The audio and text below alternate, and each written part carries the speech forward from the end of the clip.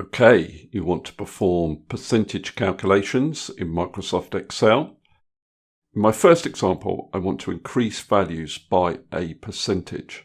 I've got a sales value achieved in 2022, then a target increase. I need to calculate the 2023 target.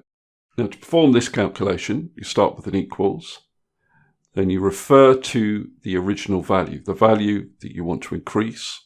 Then it's multiply by 1 plus the percentage value. Now 1 is the same as typing 100%.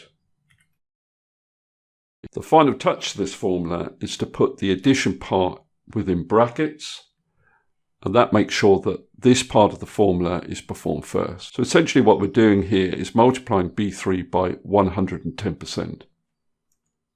And that gives me my target. If I copy this formula down, it will do the same calculation on these other sales values. Now in this scenario, we want to decrease a value by a certain percentage. So we have an original price and then a discount percentage. And what we've got to do is calculate the new price. So we'd start by referencing the old price and we multiply that by 1 minus the discount. Now 1 again stands for 100%. But you can just type in the 1. And if you think about it, if you're applying a 5% discount, then you've got 95% of the original value left. And that's what this calculation is doing. 100% minus 5% gives you 95%. So you're multiplying the original price by 95%. You must remember to put the subtraction in brackets so that it is calculated first. And that will give you your discounted price. Now in this scenario, we're trying to find out what percentage of the total sales each of these branches has achieved. Now to do this, we divide the branch's sales turnover figure by the total sales. And it's normally that way around, the smaller number divided by the larger number. And then we press enter. Now that doesn't look like the right answer, but it is in fact the correct answer, but we need to format it as a percentage value. And to do that, select the cell and then go up to this percent style button. If you want to show more decimal places, you can use this button here, increase decimal, and every time you press it, you get an additional decimal place. Now to copy this formula down the rest of this column, I need to make sure that we're always dividing by B9. Now, if I copy this formula as it is, you'll see that I get the divide by 0 error. Now, if I go to the first formula that's giving me that error, you can see that I'm dividing by an empty cell. So as we copy formulas down a spreadsheet, the cell references also move down. Now, to solve this problem, we need to lock our reference to B9 so that it doesn't change. And you can do that by clicking somewhere in that cell reference and then pressing the F4 key at the top of your keyboard. If F4 doesn't work for you, just type the dollars in as I've got them there. So then I can copy this down and it works out the percentage turnover for the other branches. In this scenario, we want to work out month on month the percentage increase or decrease in sales. And I'll show you two ways of achieving this.